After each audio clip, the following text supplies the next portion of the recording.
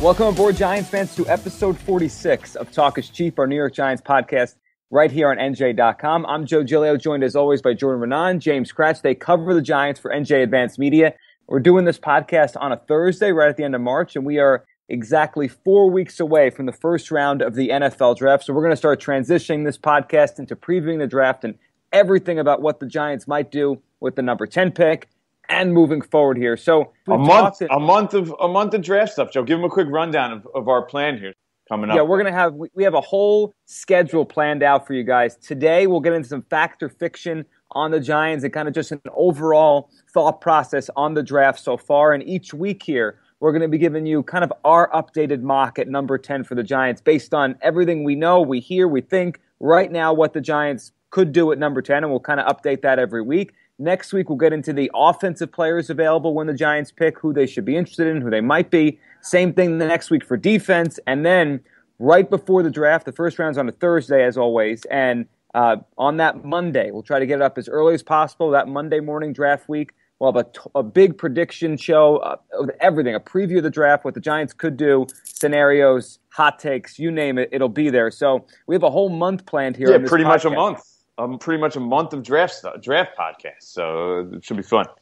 It's going to be great, and let's kind of pick up where the Giants have been the last 2 weeks and now moving forward. So we talked 2 weeks ago, we recapped free agency, and now it's that period where the Giants have done a couple minor things, but basically this is all now draft preparation, Jordan. And I guess the first thing is, in this process, with all the pro days, with all the ways the Giants go about preparing for the draft, what have you taken away? I mean, I know they had the Ole Miss Pro Day last week, and there's a lot of potential NFL guys there. What have you taken away from how the Giants have operated the past couple of weeks? Yeah, I mean, I don't make too much of the pre-draft visits. In the most part, those seem to be guys that the Giants have a lot of questions about. I know they brought in Eric Flowers last year, but a majority of the guys that I've seen in my 3 years here, the pre-draft visits, the guys that come into the facility, they can't work out when they go to the facility. The only thing they can do there is kind of do, sit down and talk to people. It's kind of a feeling out process. Guys that have a lot of question marks, Robert Nkemdiche type guys who, he went and jumped off a balcony or whatever the heck happened and got charged with marijuana. Guys like that with questionable backgrounds, those are the kind of the guys, you'll see a lot of those kind of guys with big injury histories that the Giants have questions on. Those kind of things, you'll see, those are the kind of guys. So I don't make a ton out of those pre-draft visits. The Jerry Reese going to pro days, I think, is interesting. He doesn't get out to 10 or 15 pro days every year. He only gets out to probably a handful. I'm making up a number, but because we're not exactly sure. But we spot him at certain places, and it just so happens the past 2 years he was at LSU. They drafted Beckham in the first round, and he was at Miami last year, and they drafted Eric Flowers last year. So I think there's something to that. Jerry Reese is going to look at specific players. Now, with the Ole Miss one, it could just be that the schedule worked out that way. The ones that were at the beginning of free agency, maybe he didn't have time to go out to because they were worried about free agency. He didn't have the opportunity to go out. Now everything kind of slowed down. Now he has an opportunity to go out to more. But I do think there's something to seeing him at Georgia's Pro Day. That's a guy we've heard, Leonard Floyd, the linebacker from Georgia, that they like. So the fact that he's out there looking at him, not a huge surprise. Guys like that, I think those are the places that I look at that with with a microscope, and I say, Jerry Reese is at those pro days. To me, that kind of means something. So that's what I'm looking for right now in the pre-draft process. James, for you, is this process the last couple weeks since the last time we talked? I mean, like Jordan was saying, they've gone to some pro days. They've met with some players here. What have you taken away in terms of maybe a name that kind of popped on the radar that wasn't there, or just has your interest been piqued by any of the names that we've heard that the Giants have spoken to or went and visited the last couple weeks? This Leonard Floyd is a name I know Jordan just mentioned with Georgia, that he's just the guy who I think is really kind of fascinating, because when this all started, I don't even know if he was projected as a first-round pick. And it seems like there's a very, very real interest in him. And the more you will learn about him and analyze him and thinking about him, the more the pick kind of makes sense for the Giants. And I will say this, the Giants seem to be unlike a lot of teams, and we kind of experienced this in the Senior Bowl and at the Combine, where it seems like a lot of teams, what they're doing, their business, is completely out in the open. And the Giants, for the most part, seem to handle a lot of things under the radar. You don't see every day 5 reports pop up that they're going to work out this guy privately or they're going to bring this guy in for a visit. They kind of keep their cards close to the vest. But when this all started, I just assumed a guy like Shaq Lawson, maybe Vernon Hargreaves. But I'm starting to think that Leonard Floyd is a very real possibility that he's going to be the pick, and that's something that I never would have believed 2-3 weeks ago. I don't think I would have either. I mean, but he's a guy that's interesting. And Jordan, what do we know about him in terms of how he'd fit? Because from everything I've seen and read and watched him a little bit during the college season last year, he looks more like a guy that's more of like a 3-4 outside linebacker rather than the Giants 4-3. I mean, is this a case of he's just so talented that the Giants are looking at him and saying, you know what, maybe, let's see how talented he is, and maybe we could just make this fit if he's there and we like him and all that kind of stuff? I mean, he's an explosive player. I think they look at it as, hey, look, here's a guy who's excellent athlete. I mean, look at his numbers: 6'6", long, big, speed. I mean, you watch his tape, and I was also very hesitant. I was like, how does he kind of fit there, right? But then you go and you look at his tape, and you see a guy with explosion. I mean, I looked a little bit of Shaq Lawson and a little bit of Leonard Floyd, and you just see a different kind of athlete. And I think that's what intrigues the Giants. And they say, okay, we have this guy. Now it's up to our coaches to go out and find out how to use them. The Giants, we've heard this for years now. They tried to sign O'Brien Schofield, 2 off seasons ago. They signed him. They agreed to a deal. They failed the physical. He was a linebacker who also they envisioned going and playing as a down lineman on passing downs, on third downs. So I think you look at Leonard Floyd and you say, okay, he could play linebackers on, first and second down, maybe even weak side linebacker for them because he's supposed to be pretty good in coverage. And then you say, okay, and then he can go play defensive end on, passing downs, second and long, third downs.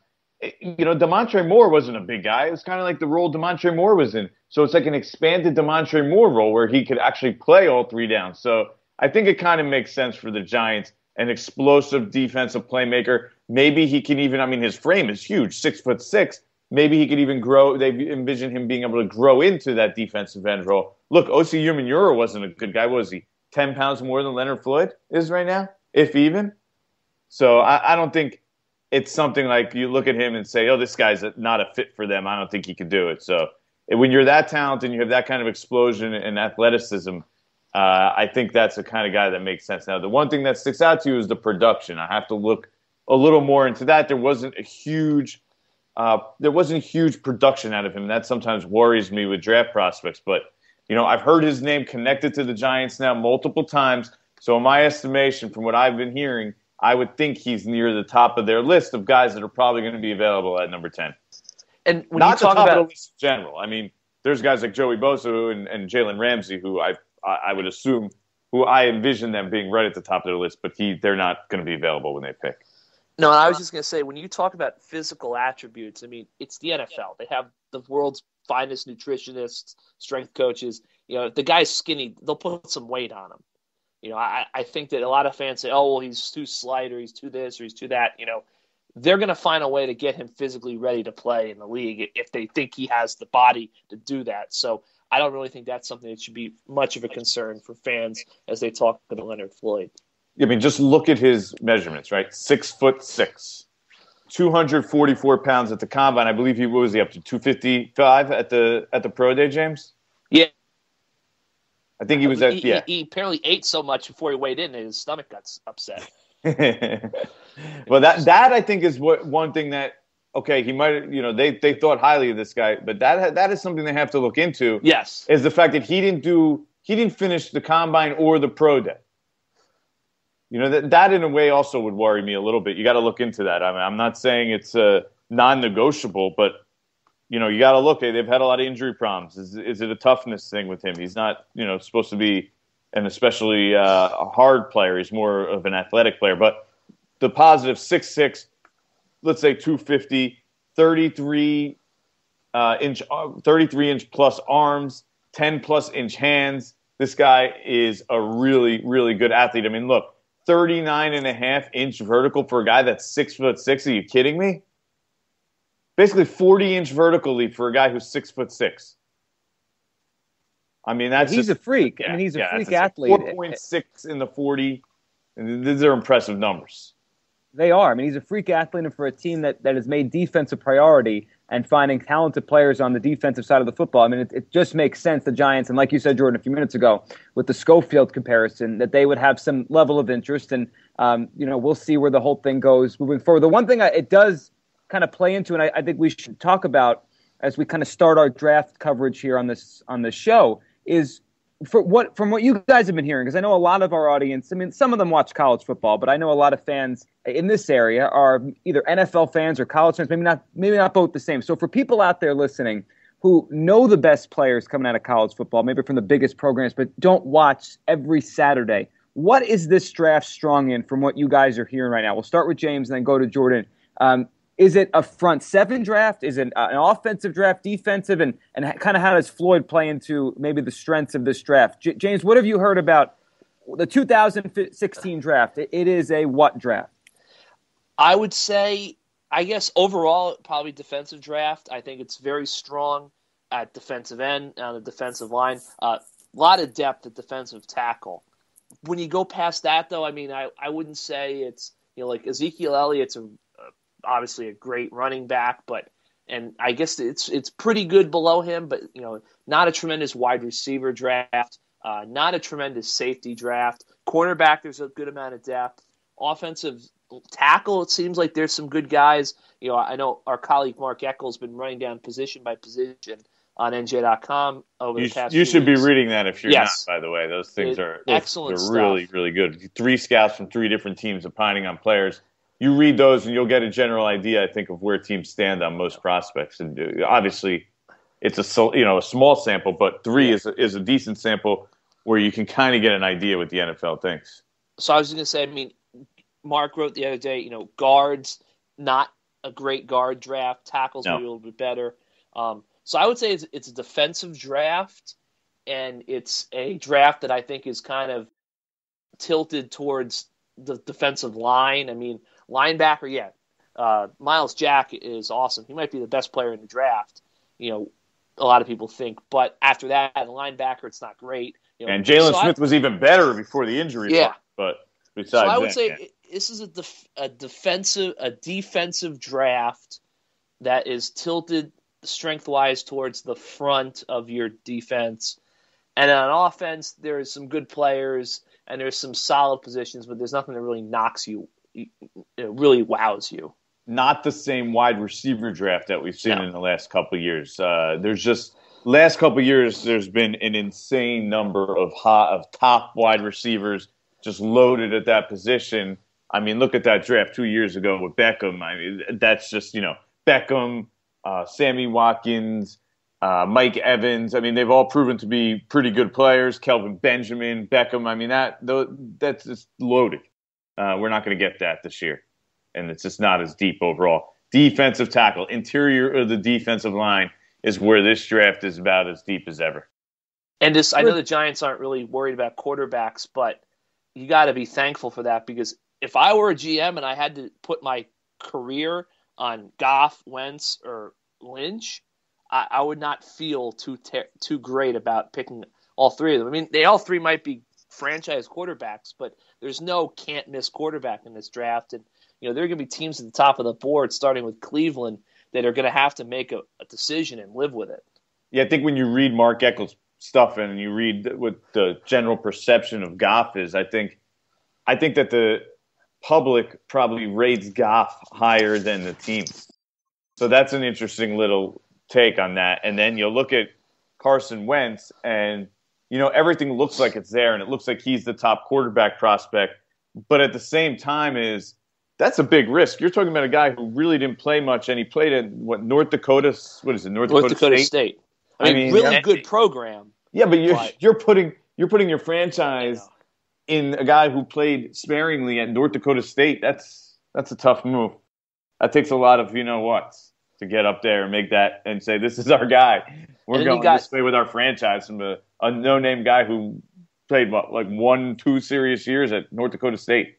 Yeah, and then you got Paxton Lynch, who was great at Memphis, and he goes and plays Auburn in a bowl game, and Auburn, they just basically have a defense because the rules of the game require you to put 11 on the field at that point. And he was not good against Auburn, so yeah. And in one of those systems that's sort of iffy, you're not sure how it translates. So that's one of the problems with Lynch. Would the rise, if those guys continue to, like we're hearing a lot about Wentz now and Goff, and that's what this time of the year always is, right? The quarterbacks start rising up the boards, or people start convincing themselves.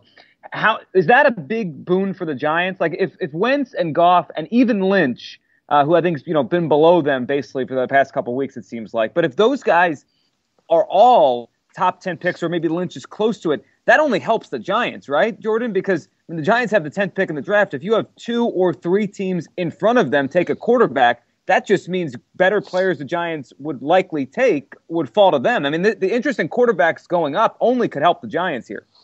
Oh, absolutely. In my estimation, there's a couple of elite prospects, defensive prospects that are pretty much above everybody else, right? We're talking about, okay, let's start on the offensive side. Who do we have? We have Laramie Tunsil, right? Anybody else? There's no wide receiver. There's no tight end. Is there any other offensive lineman? Maybe you have Conklin and Stanley, okay? Stanley. I don't know. And then the running back would be Elliott. Yeah, you have Elliott. Right, okay. But does anybody take a running back in the top 10? Maybe. So let's say there's Tunsil, Elliott, and Stanley. So that's 3 elite. I'm counting Stanley, even though I'm not sure everyone in the league agrees. Okay. Those are 3 elite offensive guys, right? Now let's go on the defensive side. Who do we got? Jalen Ramsey, Bosa, Joey Bosa, Miles Jack, the linebacker from UCLA, Buckner, right, and Hargreaves. Yep. All right, so 1, 2, 3, 4, that's 5. So we did 3 offense and 5 defense, okay? That gives you 8, right? The Giants pick 10th.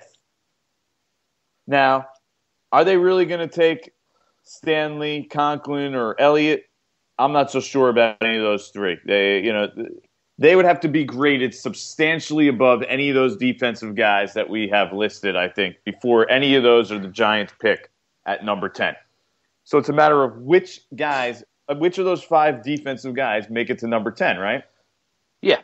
What is the key here? How many quarterbacks go in the top 10 now? You give me 2 quarterbacks now that go in the top 10, there's a much better chance that one of those defensive guys that we listed, Hargreaves seems like the most likely, maybe Buckner, to actually make it to the Giants at number 10. So it's huge for them, these quarterback evaluations. You know what? The Eagles moving up, people ask me, did the Eagles move up because they didn't want the Giants to beat them to their guy? Well, if the Eagles are moving up with any intention of drafting quarterback, and they're certainly doing their due diligence, I mean, they're going around the country with their owner, which they've done in the past, and looking at every quarterback. So they're obviously not closed-minded on quarterbacks. They're definitely looking at it. So now you got the Eagles, the 49ers, and the Browns. 3 teams that could take a quarterback ahead of them. You just get 2 of them. Now, I'm not so sure the 49ers, to be honest with you. I mean, I've been saying this all along. I didn't think the 49ers were as certain to go quarterback as everybody seemed to think. No. And now it looks like Kaepernick's staying, which makes sense because he makes a lot of sense for Chip Kelly in his offense. That might take them out. I actually don't think they're going to take a quarterback. So you almost need the Eagles to take a quarterback. And I do think the Browns will take a quarterback because Robert Griffin's not going to prevent them from taking a quarterback. So you got to get those 2 quarterbacks in there to get one of these guys, one of these defensive guys that the Giants likely covet, to number 10. And if not, I think that's where Leonard Floyd comes in and comes into the picture, and he's in that next level of prospects. I think it also depends on I agree with Jordan. I don't think San Francisco is a guarantee to take a quarterback. But, okay, so let's say the Eagles, they're going to do it at 8. And that would be a little bit of a risk for them if they really want one to stay at 8, because there's a chance that Chip could pull the rug out from under him at 7. Well, does a team like the Rams trade – the way I think there's 2 things that are really important to the top 10. One is, what are the Cowboys going to do at 4? They could take Ezekiel Elliott. People have said that Jerry likes Zeke. They could take a quarterback. they could do the smart thing and take a defensive player, which is what I think most people think they should do. But you never know what they're going to do. And the second thing is the Ravens at 6. That, to me, is the spot where someone can be able to trade in. I think Ozzie Newsome basically even said at the Combine, if you want a quarterback, give me a call.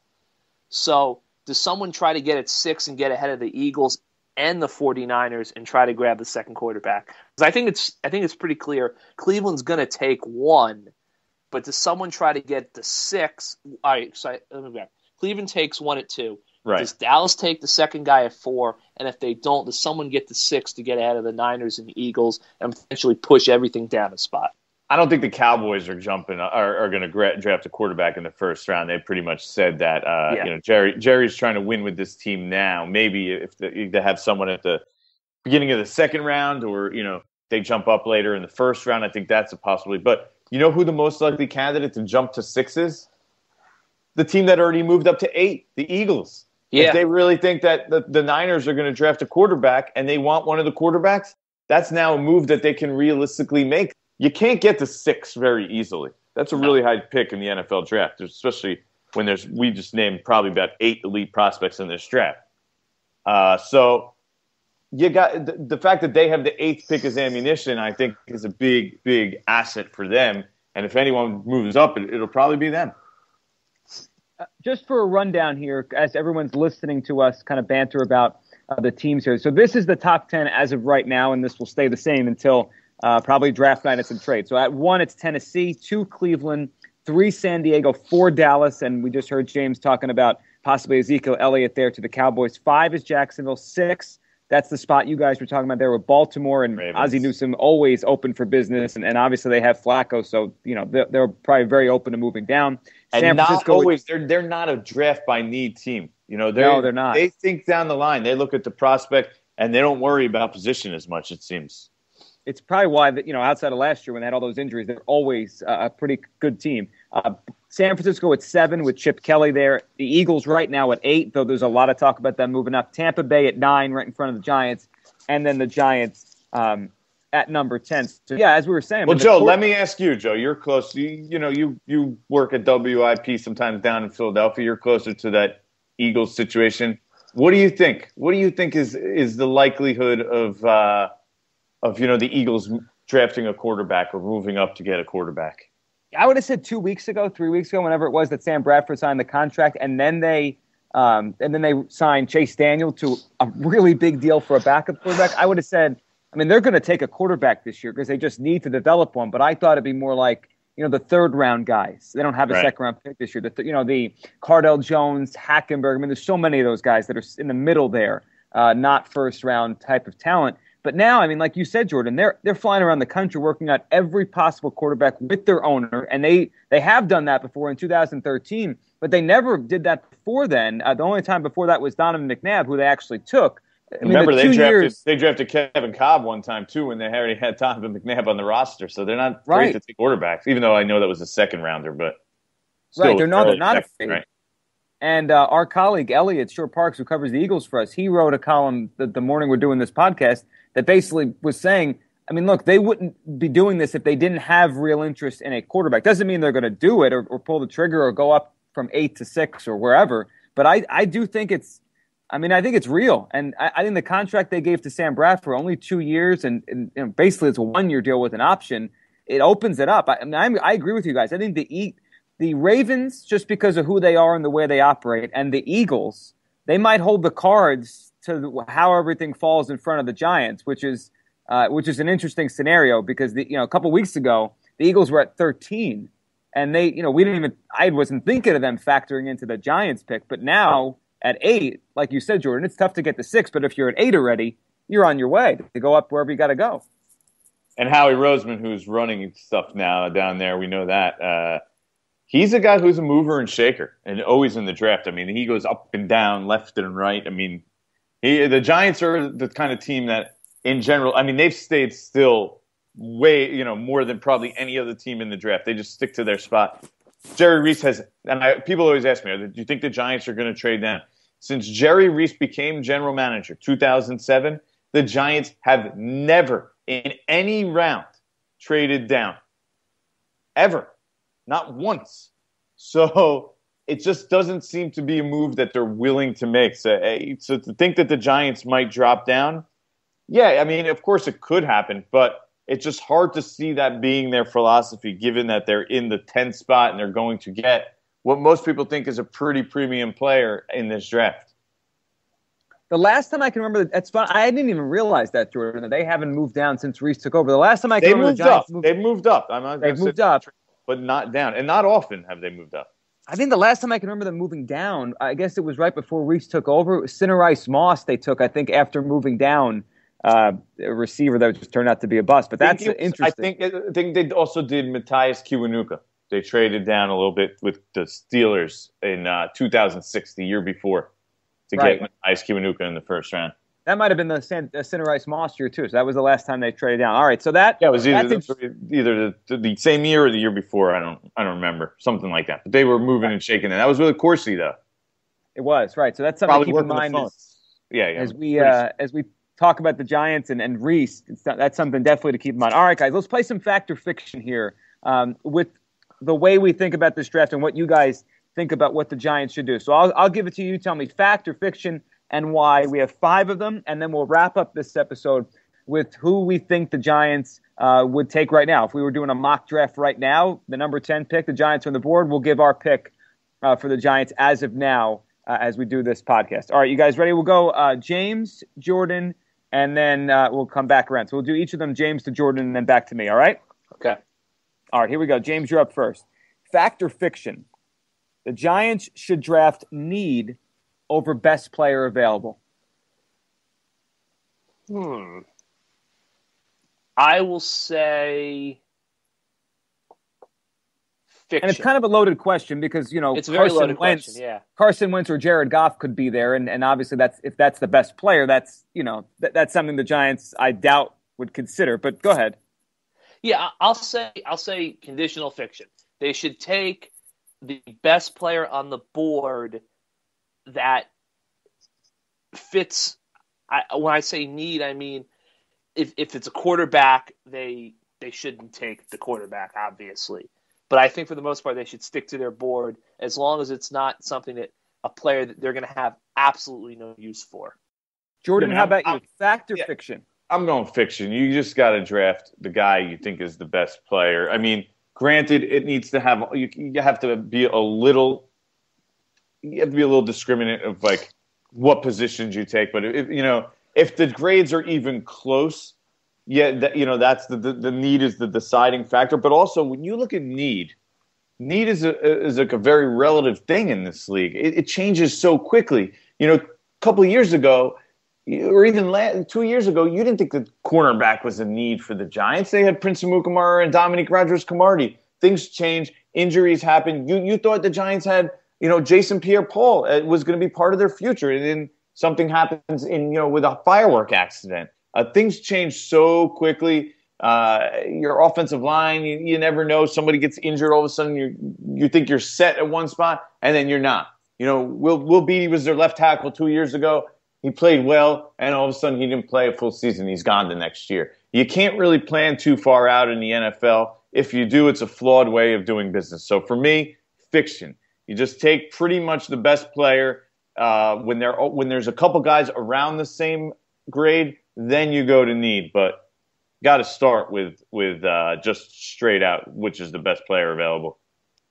Yeah, it's funny. It almost feels like long-term thinking. While GMs have to do it, it is kind of a fallacy in a way because you can only think long-term for so long in the NFL with the way these teams are constructed. And it's always good to have assets. There's nothing wrong with having assets. You can work with assets. Of course, and it's always good to have talent. So you can work with too many good players. It's not a bad problem. Yeah, I've never heard a coach ever watching the NFL say, I have too many good players here. I can't work with this. So that is always on the board. So, all right, number 2, James. Fact or fiction? The Giants can focus more on offense than defense at the number 10 pick, and in this draft really entirely because of what they did in free agency. Fiction. I don't understand. I just don't get this. Look, the Giants' defense was historically awful. So the idea that they signed a couple of guys so they can just not pay attention to defense anymore in the draft, I just don't get it. Like, there are people the Giants will bring in like a cornerback or a linebacker for a free agent visit, and people think that means that they can just stop worrying about the position in the draft. Look, can they draft an offensive player or two? Sure. But the focus of this draft has to be defense, because even with the big name acquisitions they've made, they still have depth issues. They still have holes in that defense. And they have to get the defense fixed. The defense is the reason why they're in the situation they're in currently. So that's total fiction. They have to be worried about the defense in this draft. And anyone who says otherwise, don't listen to them. Jordan, we're listening to you. Are you going to say otherwise? No, I'm not going to say otherwise. I wrote about this. It's total fiction.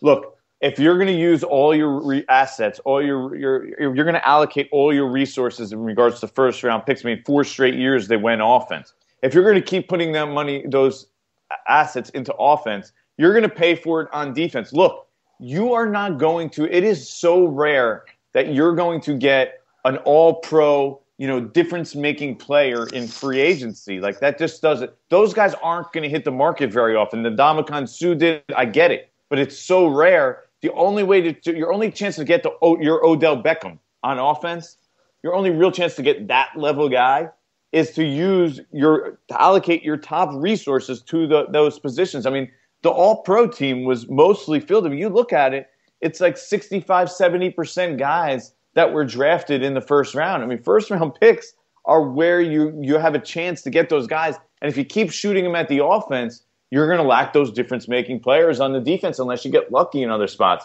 And the Giants haven't. So they haven't drafted defense since Prince Amukamara in 2011. They have to do it here. They have to try and start taking their chances to find difference-making, all-pro, playmaking defensive players.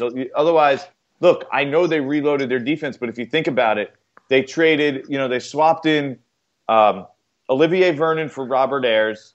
Okay, fine. Let's say that's an upgrade. Not a gigantic upgrade, though. But, I mean, for the future, it's the right move and everything. But, okay, so that's the swap they made there. They swapped Prince Amukamara and Janoris Jenkins there. And, Damon Harrison, obviously a huge upgrade over Marcus Kuhn. But you're talking about the 32nd ranked defense. How much better are they because of those 3 guys right now? I mean, they're not exponentially better. They're better. But that's still not a very good defense. They're still, like, those 3 guys that they picked up, those are 3 guys that haven't made a Pro Bowl, haven't made an All-Pro team. In order to get those kind of guys, you have to use your draft picks, especially if you're drafting, in the top 10 for the second straight year, top 12 for the third straight year. I mean, you can't use 3 straight top 12 picks on offense and be like, oh, our defense is bad. Why is it bad? Because you got to use those picks there. All right, let's go to our third one here. And I agree with you, Jordan. You can't just. I agree with both of you guys. You can't just say we have to do this because we did that. It's all about finding the right player, finding the right fit, and maybe not boxing yourself in to a certain place. All right, 4. I'm interested in both of your take on this one because you alluded to it earlier in just the way you were talking about the top 10 and what the Giants might do compared to other teams. Number 4, based on what Jerry Reese has done, or number 3, based on what Jerry Reese has done this whole offseason, basically, and how aggressive the Giants have been with giving out big contracts and bringing in big-name players. Fact or fiction, James, the Giants should trade up and be aggressive within the top 10 if they find a player they like that they really, really want, or the opposite, obviously, would be to stay at 10 and pick the best player available. So aggression inside the top 10. Fact or fiction? I will say fiction just because, okay, so you want to be aggressive. Well, that means you're probably going to have to – I don't think you're going to call the Chargers, for instance, and say, hey, let's just swap picks. You got to give something up. So the Giants only have 6 picks to begin with. You don't want to give up a first round or next year. And I look at the roster, and I don't really see a ton of tradable assets that they want to dump and not get anything guaranteed in return. So I'll say fiction. I mean, look, the 10th pick, it is what it is. I think they can still come away with a good player no matter how the first 9 picks fall out. So I don't really see a need to be super aggressive. Now, if they fall in love with a guy and they're willing to take a gamble, that's their prerogative. But as Jordan said, they don't really do that in the first round. So I don't see why they would start doing it now. Jordan, fact or fiction? Should the Giants the Giants should be aggressive within the top 10 if they deem one of those players ahead of them really good? I'm going to say fact. I think I'm a little concerned about them missing out on some of those top guys. If Joey Bosa, Jalen Ramsey, or Miles Jack were sitting there at that sixth spot that we were talking about, I think that's something that they should seriously consider. Now, obviously, cost is a big part of that. How much is it going to cost for them to get from 10 to 6? But I do think a defensive player of that caliber, to be able to get him, if you can do it for the right price, I think they should definitely explore that. So I'm going to say fact. They should look to be aggressive. Not saying they should definitely make a move, but if one of their top guys falls down, I think that they should go to. If Joey Bosa is somehow sitting there at 6, they should try as hard as humanly possible to get up there and get Joey Bosa. Yeah, I mean, that would add to the stable of pass rushers, which we talked about, for weeks here. The Giants needed to add multiple pass rushers, not just one big player. Obviously, they gave the big contract to Vernon, but you never have too many pass rushers. We say that all the time. You can never, right? And when Tom Coughlin, who spoke at the Mike and the Mad Dog reunion show that just took place last night, he told a story about the Super Bowl 42 with all his pass rushers. He has this photo of Tuck and Umanura and Strahan walking away from Tom Brady after a sack in the Super Bowl. I mean, you can never, and the Giants know it, you can never have too many pass rushers. All right, our last one here for fact or fiction. Oh, I thought we were 4. Oh, we're at number 4, right. So we have 5 altogether. So, all right, number 4. Offensive line is the number 1 overall priority in this draft. James, fact or fiction? Okay. This is fiction. I agree with what Jordan wrote. You can't just keep drafting offensive linemen. I know that column that Jordan wrote got a lot of reaction. You just can't keep drafting at the same position. I mean, no one's saying that you don't want to have a great offensive line, but to keep on spending first-round picks and neglecting other areas, that have clear needs, it just doesn't make any sense to me. I will say this though: if you look at mock drafts and you look at the offensive linemen and the tackles specifically that are available, I can see there being a concern if the Giants think, well, we'd really like to get a guy who we potentially can plug and play this season. I can see there being a concern that there's a run on offensive tackles, and you get to the second round, and the top 4 or 5 tackles on the board are gone, and you're really dealing with guys who have promise, but they're projects, and they might not be ready to hit the ground running. I could see that being something the Giants think about, but I will say it's fiction. I still think defense. That's got to be the top priority in this draft. Jordan, fact or fiction? Fiction. Let me say this. Ryan Harris, offensive tackle for the Denver Broncos, the Super Bowl champion Denver Broncos.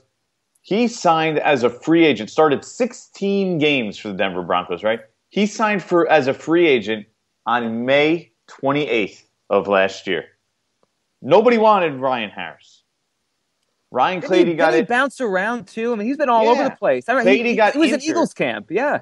Clady got injured, and they needed to find a guy, and they plucked Ryan Harris off the street. Spent 1 year in Kansas City the year before, was with the Texans before that, and originally started with the Broncos. So at some point, you need to find some starters in free agency. You need to find some starters late in the draft on your offensive line. You can't use all your first-round picks. So to me, it's not the top priority. Look, I'm not saying they don't need to address it. They do need to address it. Yes. They could use a right tackle. It's not going to be a Pro Bowl right tackle. Just get a serviceable right tackle. Maybe, somebody who has a certain strength or weakness. Maybe it's just a below average run blocker, but he's a good pass blocker. You got to find somebody that can maybe do that. Then you throw in we'll have a competition between Bobby Hart and John Jerry, and we'll move with our offensive line. You're not going to be able to get 5 All-Pros and 5 first-round picks with that offensive line. I agree they need to improve, but it's Jerry Reese's job to find guys elsewhere besides the first round, probably even second rounds of the draft. Like I said, You have to spread your resources around in the draft. Otherwise, you're not good. Otherwise, your defense is going to suffer if you keep doing that. Yeah, it is. And I also think that with the offensive line, a lot of times fans this is not 1989 anymore. Like, yes, if you look back, those Super Bowl teams, those Parcells teams, they drafted Eric Moore and I believe Brian Williams back in the first round. They invested second and third round picks on offensive linemen for several seasons in a row. But that's not the way the league isn't caveman football anymore. And you don't necessarily need this gold-plated, super physical offensive line to be successful anymore. So I think Jordan's right. And look, you can say a lot of things about Jerry Reese. The guy does have a knack for finding some diamonds in the rough and developing them. Now, I know Giants fans will say that he tries to draft those type of guys too much, and that might be the case. But he does have an ability to get some guys and find some marketing inefficiencies and bring guys in who can produce. So I think you just have to take that chance and hope that he can find somebody to improve the line down the road. And I think when it comes to offensive line, I think every fan base in the NFL does this. They look at the Cowboys right now and what they've done with their offensive line. But I think it's probably worth noting in this conversation that, yes, 3 of their stars in the offensive line, the center, Frederick, obviously the left tackle, Tyron Smith, and Zach Martin, the right guard, they were high picks, just like the Giants have invested high picks in their offensive line recently. But also 2 of their starters, one just by, what happened last year and by chance, La'el Collins probably would have been a first rounder, but he wasn't drafted. They got him. He's an undrafted guy, right? Exactly. Right. And then Doug Free, I believe, way back in the day, because he's the oldest guy there, I think he was a 4th round pick. So, yes, they have the best offensive line and they invested a lot in it, but really right now it's kind of even the way the Cowboys rebuilt theirs and the way the Giants have done it so far. So I agree with you on that too, that, they don't have to just take an offensive lineman, and that would be a lot of resources poured into that one spot on the team. All right, guys. Ryan Clady, who we brought up before, is a guy that they have to keep their eye on at this point because he's a starting caliber player. Obviously, risk coming off a big injury, but he's a guy that might be available later on. He certainly could. He's got a pretty good pedigree over the course of his career with the Broncos. All right, our last one here, and I think this is one. It's a big one, and I think a lot of fans probably are feeling this, and certainly if the spotlight has been on him for months now, ever since Tom Coughlin exited the Giants facility, or at least, I guess in name exited the Giants facility.